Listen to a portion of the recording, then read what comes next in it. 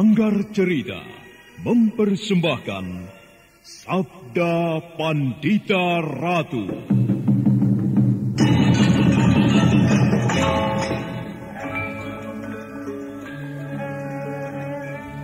Jawablah, Ken Umang. Benarkah kau berada di belakang peristiwa ini? Tidak, Tuanku. Hamba tidak berada di belakang peristiwa yang baru saja terjadi. Kau tidak berbohong, Ken Umang? Baginda Tuanku tidak percaya kepada hamba. Jawab pertanyaanku. Kau tidak berada di belakang peristiwa ini? Tidak. Umang, aku minta jawab dengan kejujuranmu. Janganlah kau menimpakan sebuah kesulitan kepadaku. Jika sampai terjadi sesuatu pada Pangeran Pati, maka semua orang di Singasari akan menuduhku. Akulah sebenarnya yang melenyapkan Anusapati. Ayo, jawablah, Ken Umang. Baginda, hamba tidak mau Baginda bersikap kasar seperti itu kepada hamba. Hamba sudah menjawab bahwa hamba tidak berada di belakang peristiwa itu.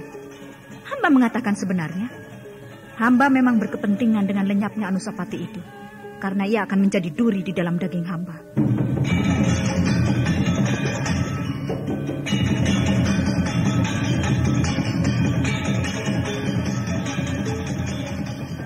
Sabda Pandita Ratu, sebuah kisah penuh dilema, tragedi cinta anak manusia, perebutan tahta, mabuk harta dan duniawi, serta silaunya kehormatan, di mana keangkara murkaan merajalela karena dendam yang membara. Kisah ini berlatar belakang berdirinya Singasari. Ken Arok, dialah pemuda yang merekuk pahit getirnya kehidupan. Namun sebenarnya, dialah yang harus melaksanakan sabda-sabdanya. Perjalanan sengsaranya adalah awal untuk meraih keberhasilan, untuk menuju kejayaannya di saat Singasari berdiri. Apakah cita-citamu itu, Ken Umang? Aku ingin mengubah nasibku.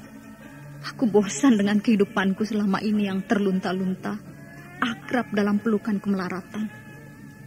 Kadangkala aku berangan-angan, aku adalah seorang istri dari Patih. Bahkan lebih gila lagi, aku berangan-angan, andai kata aku adalah seorang permaisuri, maka akan terhapus semua masa silamku, terhapus lenyap, tidak bersisa semua kenangan buruk yang kumiliki. Itulah cita-citaku, Kakang Ken Arok. Bagaimana dengan kau, Kakang? Aku ingin menjadi seorang raja.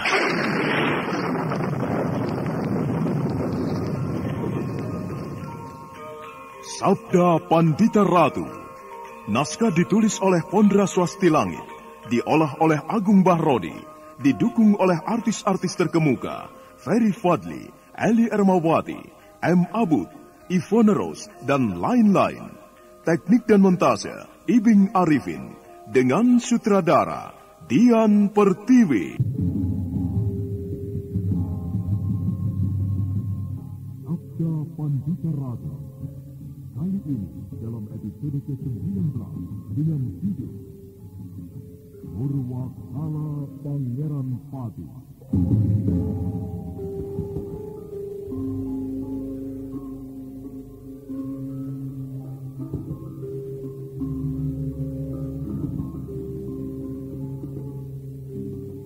Dalam seri ke-559 ini dengan para pemain M. Abid sebagai Ken Arok, Hari Asik sebagai Gajah Wangkar, Wit Endra sebagai Panembahan Wipayana, Yati Indra sebagai Endang Rukmandani, Amrita sebagai Cantrik, Wit Hendra sebagai Prabangkara, dan Asti Suhastra, pengantar cerita.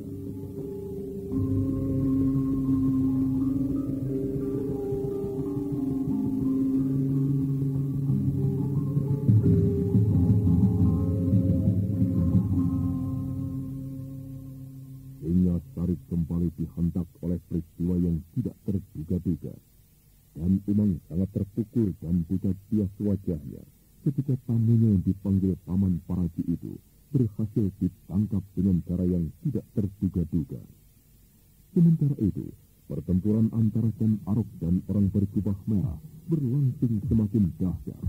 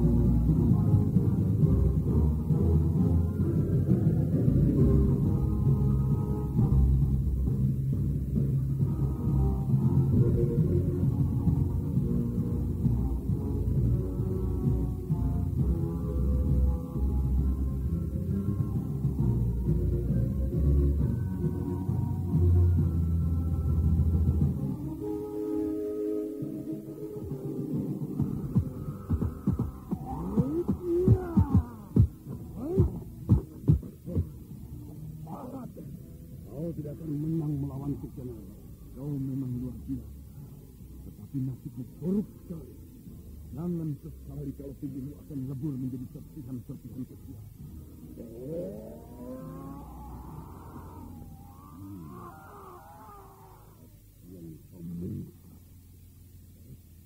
Ken Arok merunduk. Tatapan matanya amat tajam dan sedikit mencorong kebiru-biruan. Sebagai gambaran bahwa dia berkeputusan untuk membenturkan puncak dari kemampuan yang dimilikinya. Tubuhnya merunduk seperti layaknya seekor singa melirik calon mangsa. Tetapi orang berjubah merah itu tidak mau tubuhnya dilumat begitu saja. Orang yang mengubah wajah seperti jompo keling itu segera mempersiapkan diri sebaik-baiknya. Kaki kanannya ditarik ke belakang, kaki kirinya diketuk ke depan, sedang kedua tangannya menyulang di depan dada. Orang berjubah merah itu telah siap menghadapi apapun. Aku telah siap, Ken Arok.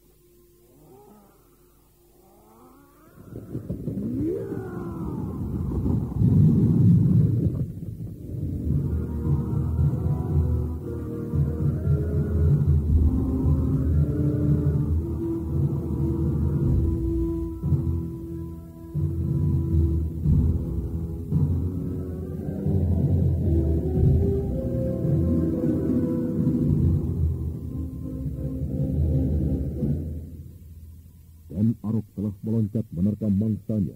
Kekuatan aji yang tiada terkira telah lepas dari genggaman tangannya. Namun orang berjubah merah itu dengan tanpa ragu-ragu menyongsong dan sebuah benturan dahsyat kemudian segera terjadi. Orang berjubah merah itu terpental berguling-guling, namun dengan tangkas kemudian meloncat berdiri kembali. Sedangkan Ken Arok terpental pula, namun tidak mampu bangkit kembali. Ken Arok kemudian pingsan.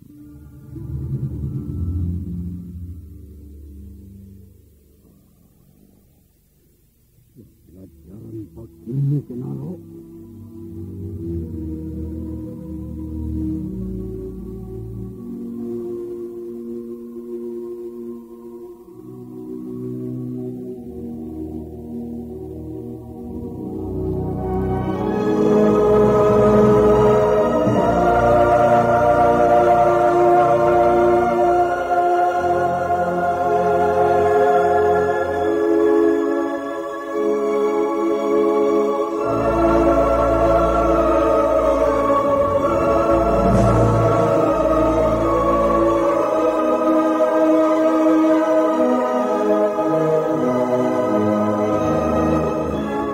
Sandiwara Radio ini masih Anda dengarkan di channel YouTube Satria Collection. Jangan lupa tekan tombol like dan subscribe.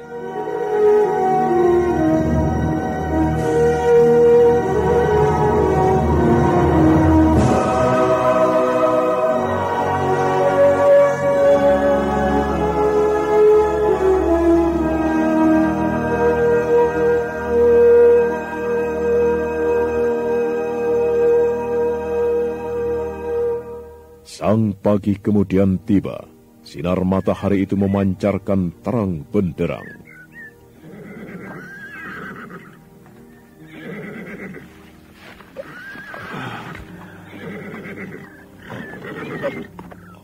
Pinggangku. Tumang. Apa yang telah terjadi padaku, Tumang? Mana orang itu? Ken Arok yang telah pulih kesadarannya mencoba untuk bangkit. Namun Raja Singasari itu merasakan tulang belulangnya bagaikan patah tidak karuan. Ken Arok kemudian mulai pulih seutuhnya. Sakit sekali rasanya. Tulang belulangku seperti remuk semuanya. Rupanya semalaman aku tergeletak di sini. Untung aku tidak menjadi santapan serigala. Gila, lawanku benar-benar bukan orang sembarangan. Orang itu telah mengalahkan aku. Sia, sakit sekali. Keparat. Berdebah, Mana orang itu? Ken Arok menebarkan pandangan matanya ke segala arah. Namun yang dilihatnya hanyalah bekas-bekas dari pertempuran. Tanah bagaikan diaduk oleh kekuatan yang tiada terkira, seolah telah dibajak dan siap untuk ditanami. Kembali Ken Arok menebarkan pandangan matanya, tetapi sinar matahari yang menyilaukan seolah telah meyakinkannya bahwa Ken Arok telah kalah dan ditinggalkan begitu saja oleh lawannya. Raja Singasari itu tertatih-tatih berdiri, dan tiba-tiba tatapan matanya tertuju pada sebuah pahatan pada sebatang pohon. Jangan remehkan ancamanku, Ken Arok. Jika kau abaikan, maka aku akan menjadi sumber kesulitanmu. Gila, orang itu mengancamku. Keparat, iblis.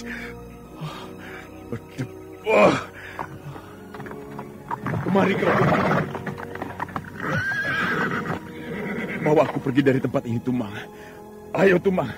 Cepat.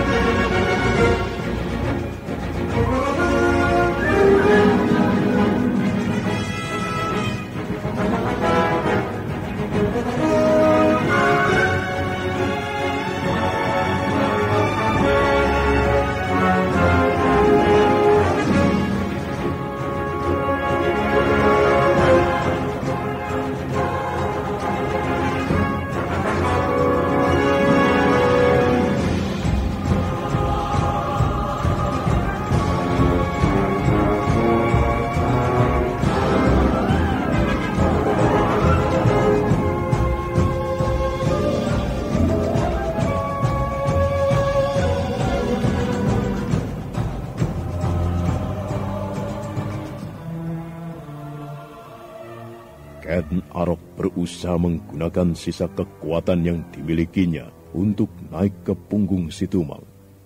Ken Arok benar-benar pemuda yang luar biasa.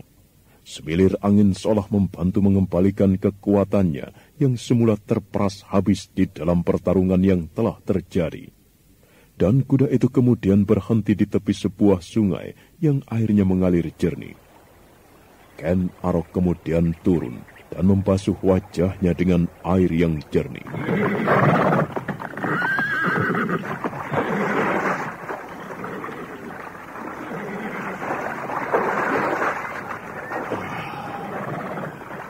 Segar sekali. Oh, darah. Mulutku berdarah. Sia, orang itu benar-benar telah melukaiku.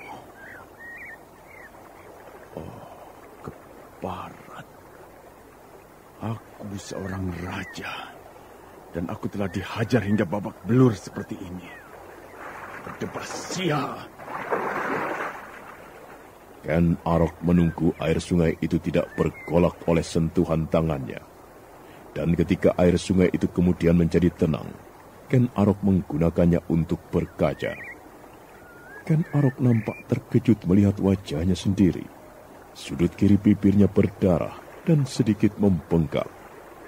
Tumang, kita jangan terlampau lama berada di sini. Kita lanjutkan perjalanan. Aku akan menggugat perlakuan buruk yang aku alami ini. Sang Panembahan harus bertanggung jawab atas apa yang aku alami ini. Siap. Hayo, Tumang.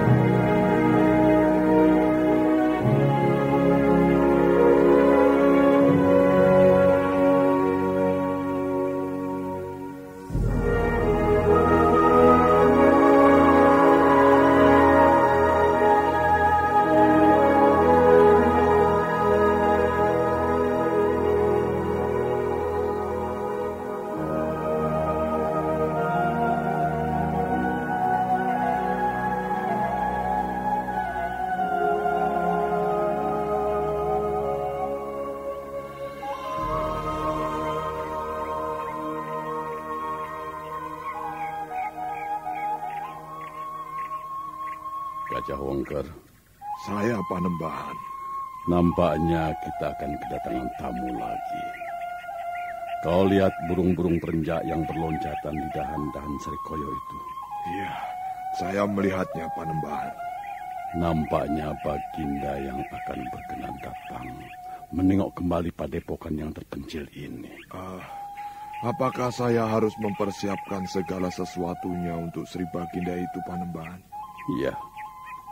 Lakukan sebaik-baiknya Gajah Wongker. Siapkan sebuah bilik yang pantas untuk seorang raja. Juga perintahkan kepada para endang untuk menyiapkan suguhan yang sesuai untuk Baginda. Meski yang kita katakan sesuai itu, barangkali untuk ukuran Baginda belumlah pantas. Ya, saya mengerti Panembahan. Akan tetapi sebelumnya, panggil Endang Rukmandani kemari. Baik, Sang Panembahan.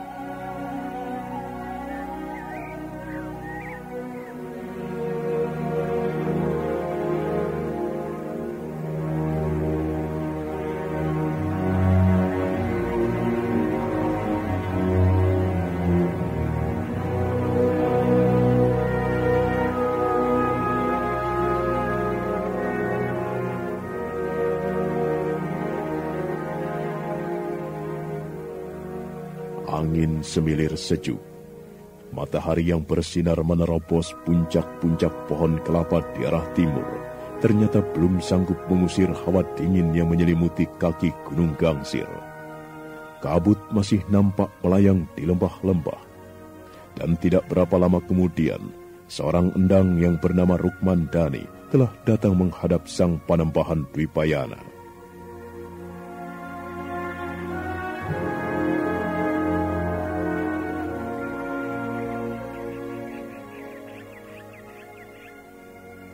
Apa yang harus aku lakukan, Panembahan?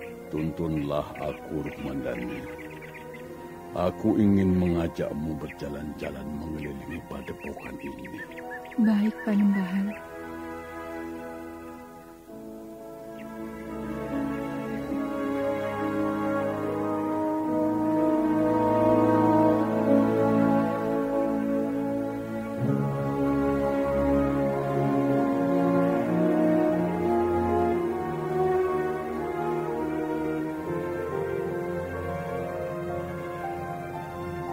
Rukmandani, si gadis kecil yang pantas disebut perawan Sunti itu, kemudian menuntun Sang Panembahan.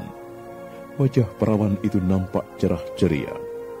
Rukmandani merasa gembira di saat menemani Sang Panembahan, karena di saat itu tentu Sang Panembahan akan bercerita banyak, menceritakan hal-hal yang seolah-olah merupakan jawaban atas rasa hausnya. Di mata endang Rukmandani, Sang Panembahan merupakan dewa penolongnya. Andai kata tidak ada Sang Panembahan yang mengentaskannya, Rukmandani sulit membayangkan bagaimana nasibnya sekarang. Setelah satu putaran mengelilingi padepokan, Sang Panembahan kemudian mengajak duduk di sebuah dingklik panjang di bawah pohon mangga. Pohon itu sendiri sedang berbuah lebat-lebatnya, meskipun belum ada satupun yang matang. Ketika tadi Gajah Wongker memanggilmu, apakah yang sedang kau lakukan, Rukmandani? Aku sedang membaca di ruang pustaka, Panembahan. Kitab apa yang kau baca? Kitab yang khusus mempelajari pramasastra. Kalau tidak salah, dahulu ketika berada di ruang pustaka, kau juga membaca pramasastra. Mengapa? Supaya aku bisa bertutur kata dengan benar, Panembahan. Semakin dalam aku mempelajari pramasastra, ternyata semakin banyak aku lihat. Banyak kekeliruan tatanan kalimat yang aku lakukan sehari-hari. Bukan hanya aku yang sering melakukan itu, akan tetapi juga yang lain. Para paman cantrik juga. Bagaimana dengan aku, Rukmandani? Mengapa kau tertawa? Aku melihat Panembahan juga sering melakukannya. Oh, bagus sekali. Bagus Bagus, Rukmandani. Aku senang kau mempunyai kepedulian yang besar terhadap kitab yang orang lain mungkin tidak begitu menyukainya. Lanjutkan terus kegemaranmu itu. Wawasanmu akan semakin luas. Penalaranmu akan semakin tajam. Siapa tahu pengetahuan para masastra yang kau pelajari juga tentang kesusastraan kelak akan bermanfaat. Bermanfaat untuk apa, Panembahan? Bagi dirimu sendiri, jelas terlihat manfaatnya. Kau bisa menelaah dan menilai apakah sebuah kalimat sudah betul menurut aturan para masastra atau belum. Lebih jauh lagi, ilmu itu akan bermanfaat jika ada orang yang ingin belajar darimu. Ilmu yang kau miliki itu akan semakin mekar, semakin sumerambah. Kau ajarkan ilmu yang kau miliki itu, sedang kau tidak akan pernah kehilangan. Berbeda misalnya dengan sekerat daging ayam. Kenapa dengan sekerat daging ayam, Panembahan? Secuil ilmu dibanding sekerat daging, lebih abadi ilmu. Ilmu tidak akan habis meski kau berikan pada siapapun. Sebaliknya, sekerat daging ayam akan hilang setelah kau berikan pada orang lain. Sekerat daging ayam akan musnah setelah kau makan. Apalagi brutu, Panembahan. Benarkah makan brutu itu menyebabkan orang menjadi bodoh? Oh, jangan percaya itu, Rukmandani. Yang mengatakan demikian itu karena tahu brutu ayam adalah bagian dari daging yang empuk dan lezat. Akan tetapi, aku kurang begitu suka, Panembahan. Kurang begitu suka? Mengapa? Letak brutu terlalu dekat dengan muara kotoran. Kau ini ada-ada saja, Rukmandani.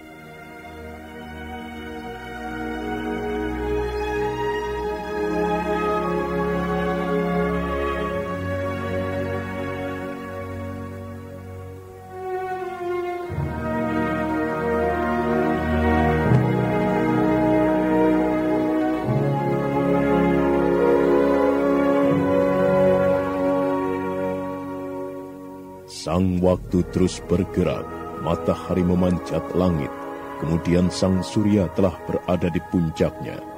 Dari arah barat nampak seseorang menunggang kuda putih dengan kencangnya. Orang itu adalah Ken Arok yang telah tiba di padepokan Dandang Kandaga.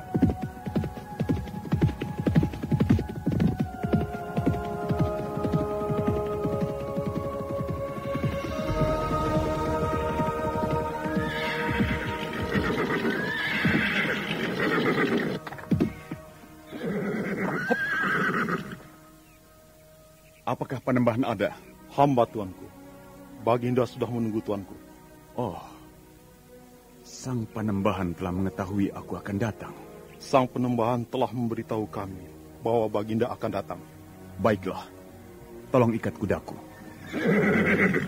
Cantrik padepokan Dandang Kandaga yang menyambut kehadiran Raja Singasari itu segera mengikat kuda putih tunggangan Ken Arok itu pada sebatang kayu yang ditancapkan di tanah. Ken Arok bergegas naik ke pendopo. Di sana Putut Gajah Wengker menyambutnya dengan mengangguk hormat.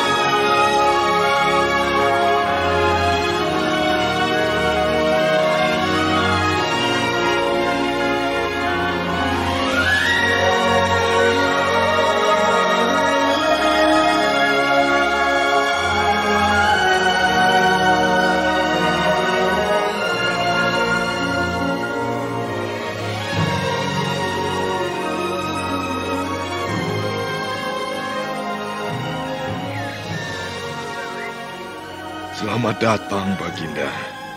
Hamba ditugaskan oleh Sang Panembahan untuk menyambut kedatangan Baginda Sri Rajasa Batara Sang Amurwa Bumi. Terima kasih, Ki Putut Gajah Wengker. Sangat menarik sekali. Nampaknya sebagaimana biasanya, Sang Panembahan Dwi Payana yang sidik paningal selalu mampu mengetahui apa yang akan terjadi. Apakah aku masih harus menunggu karena Sang Panembahan masih berada di ruang semadi, Ki Putut Gajah Wengker? Tidak, Panembahan. Sang Panembahan telah wudar dari semadinya beberapa hari yang lalu. Sang Panembahan telah siap menerima kedatangan Sri Baginda. Mari, Baginda. Sang Panembahan akan menerima Baginda di pendopo. Baiklah.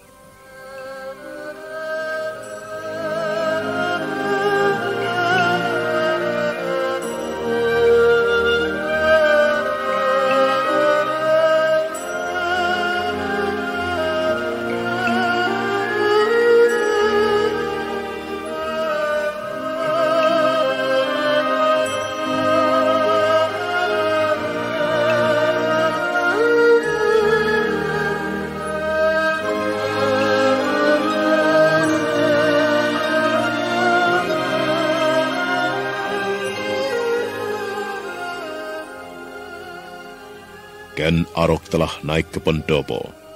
Putut Gajah Wengker meninggalkannya, dan sejenak kemudian telah muncul kembali di ruangan itu bersama-sama Panembahan Dwi Payana.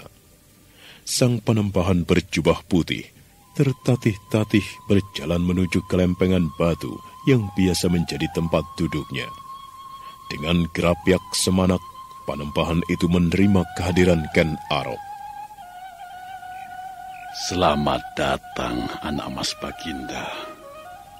Berbawa akan kehadiran Sri Baginda sedemikian besarnya, sehingga burung-burung perenjak berloncatan dengan riang gembira.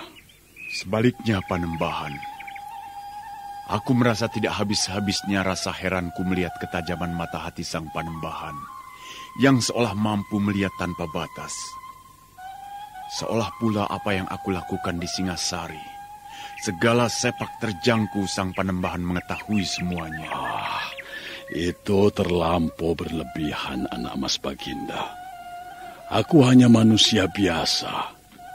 Aku bukanlah dewa-dewa. Aku hanya menguasai sedikit ilmu yang bisa aku pergunakan membaca gejala alam dengan isyarat atau firasatnya. Tidak lebih dari itu. Yang Panembahan katakan sebagai ilmu yang kecil itu, sebenarnya menurutku sesuatu yang luar biasa. Aku meyakini sekali mata Panembahan sedemikian awasnya. Mungkin penyambung penglihatan mata Sang Panembahan, sosok orang berjubah merah misalnya. Sosok berjubah merah? Benar, Panembahan. Aku kurang mengerti dengan apa yang anak Mas Baginda maksudkan. Benarkah apa yang Panembahan katakan itu? Panembahan tidak mengerti apa yang aku maksudkan?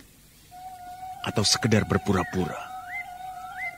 Panembahan, kedatanganku kemari untuk mengambil pulang Pangeran Pati Anusapati.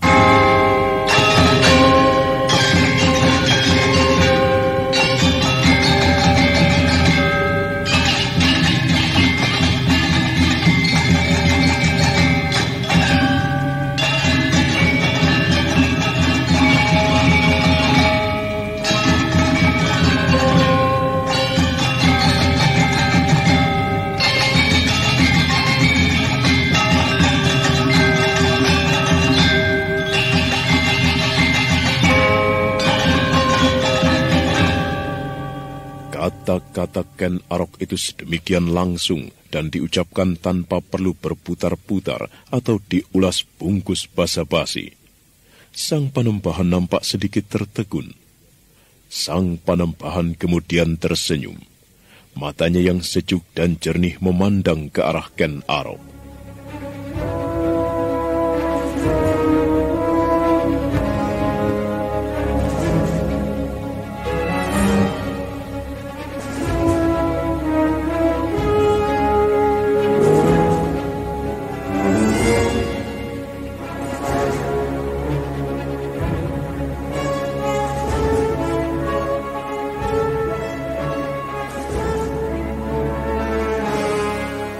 Bagaimana anak Mas Baginda merasa Pangeran Pati berada di sini?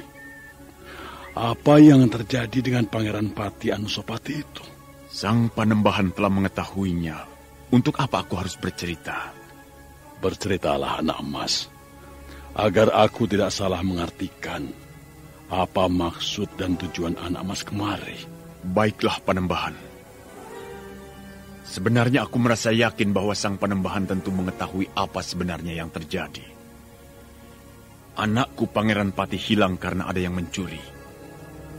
Di antara yang terlibat adalah Badrawati dan Lare Angon.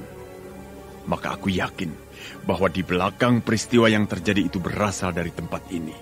Anak Mas belum menceritakan apa saja yang dialami oleh Pangeran Pati itu. Menurut yang aku dengar dari tembang rawat-rawat, telah terjadi sesuatu di Singasari.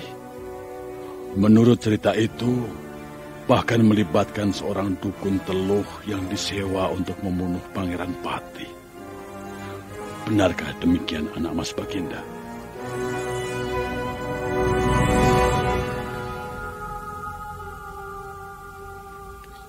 Tanpa disadarinya, Ken Arok merapatkan mulut dan menggeretakkan gigi. Sang Panembahan ternyata terlampau banyak mengetahui apa yang telah terjadi di Singasari. Bahkan peristiwa yang belum lama berselang, padahal jarak antara Gunung Gangsir dan Singasari bukanlah jarak yang dekat. Bukankah demikian anak Mas? Atau barangkali agar berita itu menjadi seimbang, anak Mas Baginda akan menceritakan menurut anak Mas? Tidak ada yang akan aku ceritakan Panembahan. Semata-mata agar berita yang sampai di tanganku itu benar anak Mas Baginda. Aku akan mendapatkan gambaran yang jelas jika anak Mas Baginda sendiri yang menceritakan. Tidak Panembahan. Kedatanganku kemari bukanlah untuk membicarakan hal itu, tetapi untuk membicarakan Pangeran Pati Anusapati. Apalagi anak Mas bermaksud membicarakan hal itu. Agar berimbang, aku ingin mendengar anak Mas bercerita. Panembahan tinggal menjawab, Pangeran Pati ada di sini atau tidak? Oh, benar anak Mas. Pangeran Pati Anusapati berada di sini. Kalau begitu, aku akan membawanya pulang. Untuk sebaiknya, jangan dulu anak Mas Kenaro. Biarlah untuk beberapa lama Pangeran Pati berada di sini. Tempat ini cukup aman untuk melindungi Pangeran Pati. Panembahan bermaksud mengatakan bahwa Singasari bukanlah tempat yang aman bagi Pangeran Pati Anusapati. Pada kenyataannya, bukankah demikian anak Mas? Pangeran Pati yang masih bayi itu belum lama ini hampir saja celaka. Menurut yang aku dengar, seorang emban bahkan bermaksud meracuninya melalui makanan. Bahkan kemudian seseorang telah menghubungi dukun teluh untuk membunuh dengan ilmu hitam yang mengerikan itu. Untunglah Badrawati dan Lare Angon mengatasinya. Panembahan seharusnya tidak ikut campur urusanku. Bukan maksudku untuk berbuat demikian, anak Mas Baginda. Yang aku lakukan tidak lebih dari sekedar mengulurkan tangan untuk memberikan pengayoman kepada bocah yang tidak bersalah. Apalagi jika anak Mas mau jujur. Bukankah seperti yang pernah anak Mas katakan sendiri? Anak Mas tidak suka mendengar tangisnya. Semata-mata karena Pangeran Pati itu bukan tetesan darah anak Mas sendiri. Cukup! Panembahan akan memberikan Anusapati itu kepadaku atau tidak? Untuk saat sekarang tidak, anak Mas. Pangeran Pati benar-benar berada di dalam bahaya. Aku akan memberikan penghayoman kepada Anusapati, dan tidak akan ada seorang pun yang mampu menjamahnya dari tanganku. Mampukah anak Mas Baginda melindunginya dari diri anak Mas sendiri?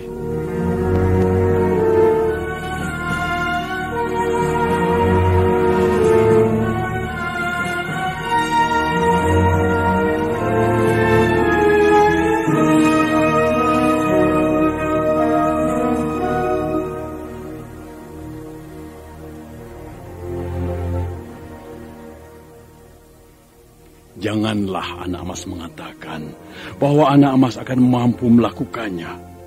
Karena jika anak emas bertanya tentang apa dan bagaimana kehendak hati itu, maka jawabannya bagaikan gemuruh ombak di laut yang sulit ditebak. Di suatu saat, anak emas bisa berhati jernih. Namun siapa yang berani menjamin akan demikian seterusnya? Bagaimana anak emas? Aku tetap pada keputusanku. Aku akan membawanya pulang.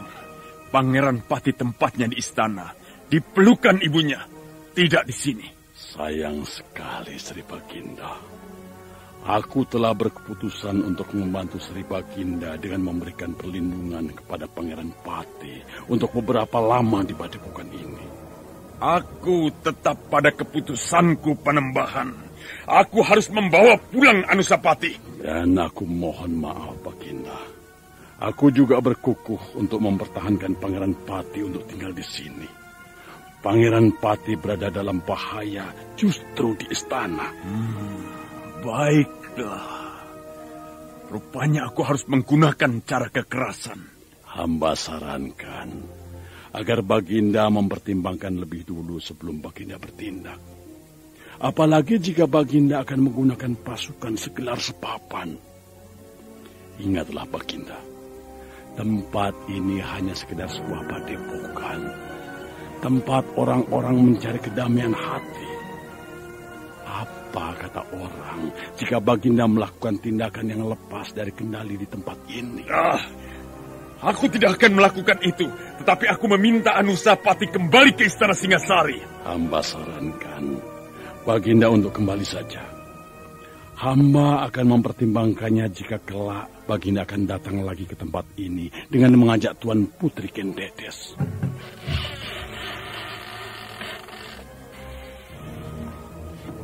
Tiba-tiba pintu berderit.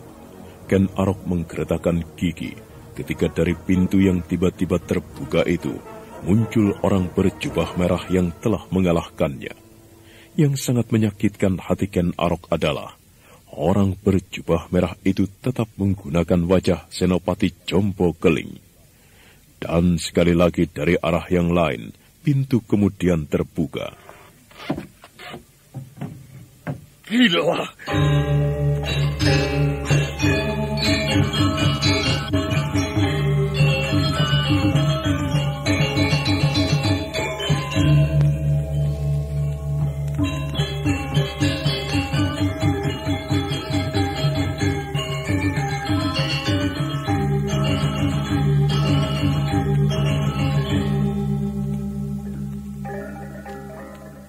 Dari sebuah pintu yang lain lagi itu, muncul pula orang berjaping lebar. Yang membuat dada Ken Arok serasa akan retak adalah orang berjaping lebar itu menggunakan wajahnya, wajah Ken Arok.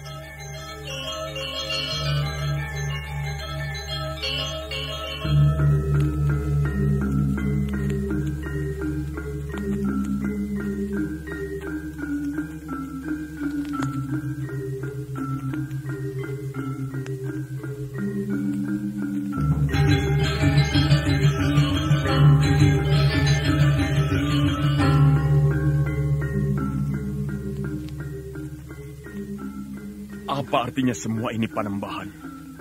Apakah Panembahan bermaksud menyatakan bahwa padepokan ini menyatakan tidak mengakui kekuasaan Singasari?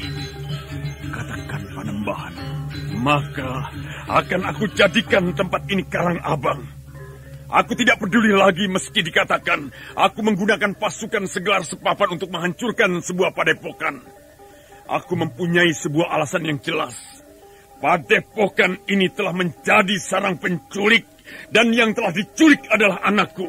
Dan sebelum anak emas melakukan hal itu, maka segenap sudut Singasari akan mengetahui bahwa sebenarnya padepokan ini bermaksud baik, yaitu menyelamatkan Pangeran Pati dari kemungkinan bahaya keserakahan di istana Singasari.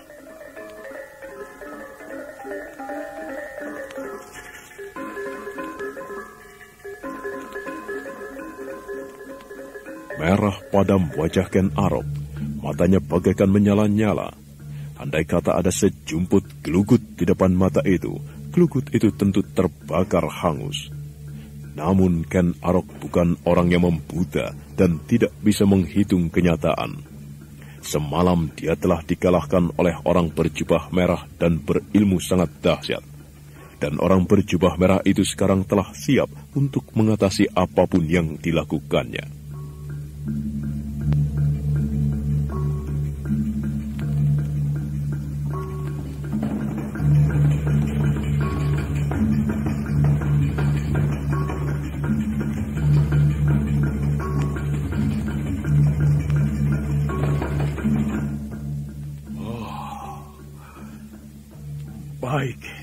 Baiklah Panembahan, aku akan kembali ke Singasari. Aku hanya memberi waktu sepekan dari saat ini. Jika dalam waktu sepekan Pangeran Pati Anusapati belum juga kembali, maka jangan salahkan aku jika akan terjadi banjir darah di padepokan ini.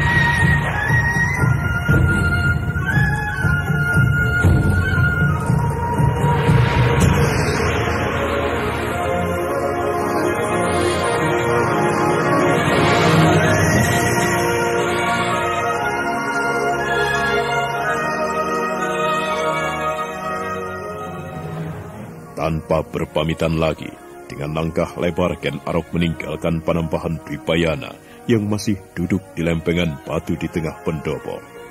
Sekali sentak, tali pengikat kuda pada sebatang kayu itu putus. Ken Arok meloncat ke atas kuda, dan sejenak kemudian kuda putih itu telah berderap meninggalkan padepokan. Bersamaan dengan itu, wujud orang berjubah merah ataupun orang bercaping yang semula muncul dari dua buah pintu yang berbeda, semakin lama semakin memudar untuk kemudian lenyap sama sekali. Tidak ada bekas sama sekali. Sandiwara radio ini masih Anda dengarkan di channel YouTube Satria Collection.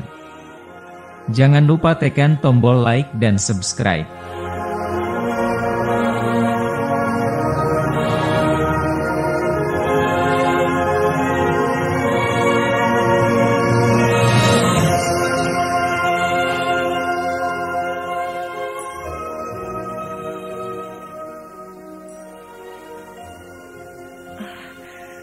Apa yang telah Paman lihat melalui kaca aneh itu? Sri Baginda.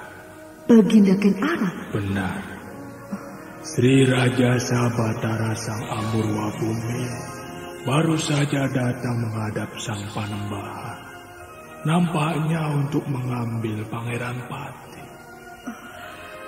Bagaimana dengan bayi itu? Pangeran Pati tidak terlampau rewel, Paman. Akan tetapi justru para meswara yang gampang rewel. Cengkraman tangannya sangat kuat, Paman. Aku bisa memaklumi. Bayi itu bukan bayi sembarangan, Nyai. Demikian juga dengan Pangeran Pati.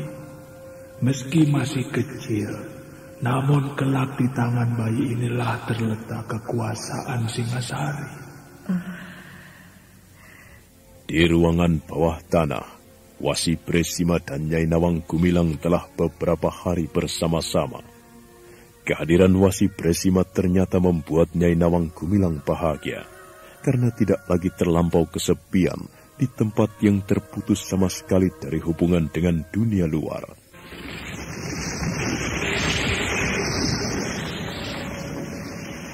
Sang Panembahan datang.